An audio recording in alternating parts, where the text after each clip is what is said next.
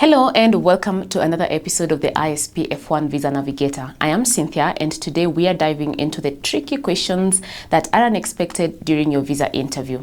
Now, you've done your preparation, you've practiced your answers, and you've even organized your documents. And just when you're feeling ready and confident at the visa window, the officer hits you with a question that is totally off script. Here is the thing, those curveball questions are not there to trip you up. They are there to test something deeper, that is your intentions, your clarity, and your authenticity as a student.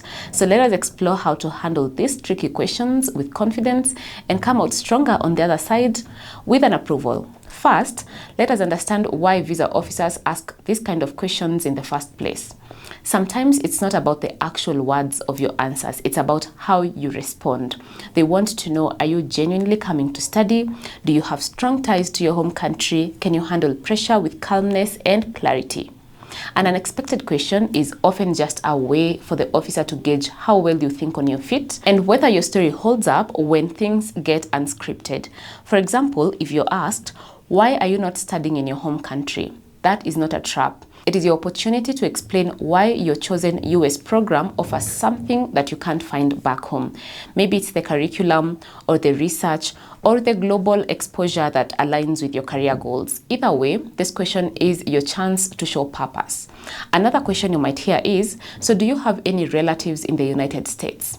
This is not a trick. It's a chance to show that even if you do have relatives in the United States, your academic goals come first and you're a genuine student, and that your long-term plan is still rooted in your home country. Or maybe you're asked, what will you do if your visa gets denied? Now that's a tough question, but it is testing your maturity, and a strong answer shows resilience. You might say you will reassess your options, strengthen your profile, and reapply because your goal of advancing your career through education remains unchanged. So how do you handle these questions in the moment? First, stay composed. Do not rush. Take a deep breath if you need to. It's completely okay to pause and think before you answer. Visa officers are not grading you on your speed on answering. They are watching for thoughtfulness and confidence. Second, if a question is unclear, it is perfectly fine to ask for clarification. Just say, could you please rephrase that question? This shows maturity and not weakness. Third, be honest. If you don't know the answer, admit it respectfully and never make something up. A simple, I'm not sure about that, but I'd happy to learn more is far better than fumbling your way through a guess. And always bridge back to your strengths. Even if the question feels out of left field, you can still use your answer to reinforce your goals. That is your intent, your preparation, and your ties back home. If you stay focused on those core elements, you will stay on track.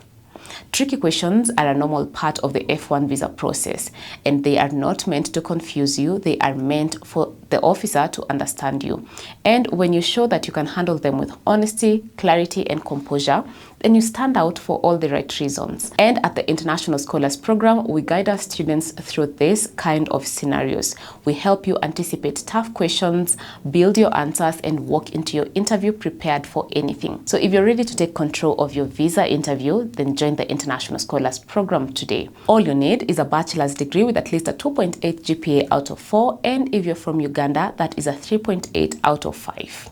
For a free ISP handbook on how to begin your US STEM Masters program, visit our website at www.internationalscholarsprogram.com and follow us on our Facebook, YouTube, LinkedIn, TikTok, X, and Instagram, all at International Scholars Program. Thanks for joining me today on the ISP F1 Visa Navigator.